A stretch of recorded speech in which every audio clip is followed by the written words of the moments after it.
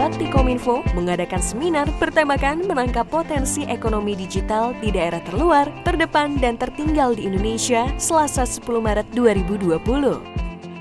Berlokasi di Suhana Hall di Energy Building SCBD Jakarta Selatan, Bakti Kominfo menggandeng Mark Plus Inc. selaku konsultan marketing untuk memaparkan potensi ekonomi di daerah Palaparing Barat, Tengah, dan Timur kepada para penyelenggara dan pelaku usaha telekomunikasi. Di antaranya Asosiasi Penyelenggara Jaringan Telekomunikasi Indonesia (APJATEL) dan Asosiasi Penyelenggara Jasa Internet Indonesia (APJI).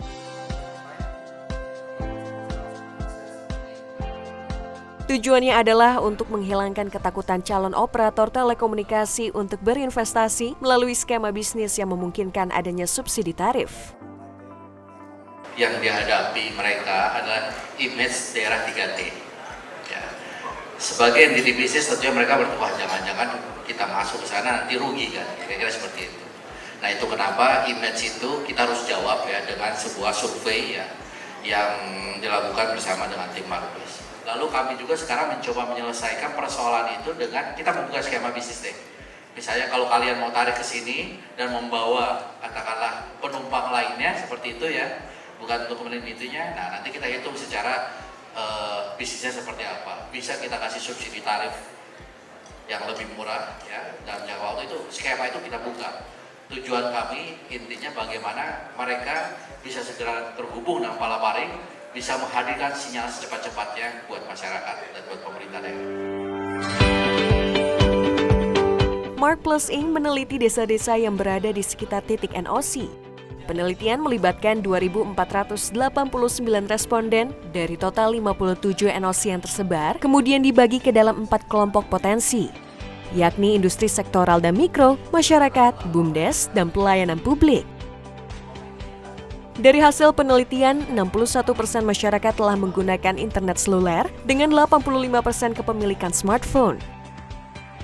Penggunaan internet pun masih berkisar pada aktivitas tukar pesan, bukan untuk meningkatkan produktivitas.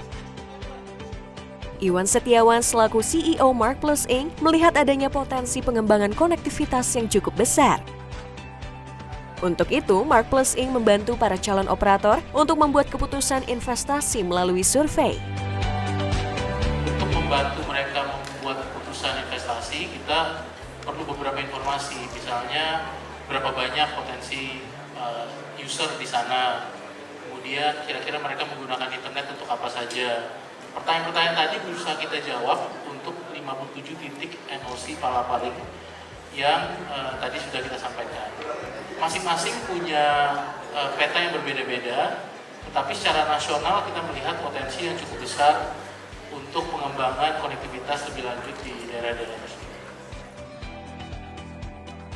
Potensi daerah 3T dikuatkan pula oleh Kepala Dinas Kominfo Kabupaten Kepulauan Anambas, Jep Rizal. Kami meminta daerah agar pemampatan Palaparing ini bisa merata di wilayah Kabupaten Anambas. Dan kami berharap semua operator bisa datang ke Anambas karena potensi pariwisata di Anambas itu sangat luar biasa. Kita ada 255 pulau, 25 pulau terisi dan ada 5 pulau terluar.